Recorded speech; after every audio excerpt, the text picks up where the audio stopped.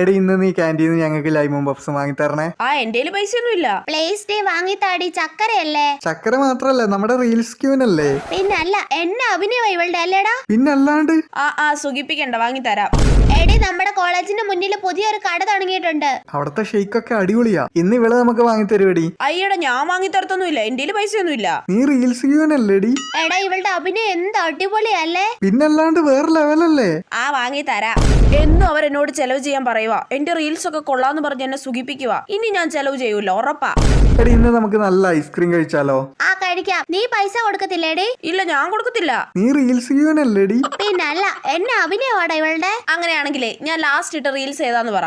അതിപ്പോ ഞാൻ നോക്കട്ടെ. നോക്കണ്ട, നോക്കാതെ പറ. പറയടി. അതേതായിരുന്നു? നിങ്ങൾ രണ്ടുപേരും എന്റെ ഫോട്ടോയ്ക്ക് ലൈക്ക് ചെയ്തിട്ടില്ല, എന്റെ റീൽസിന് ലൈക്ക് ചെയ്തിട്ടില്ല. അതുകൊണ്ട് ഇനി ഒരു ചെലവും ഇല്ല, തേങ്ങവില്ല. അല്ല പിന്നെ ഷടാ.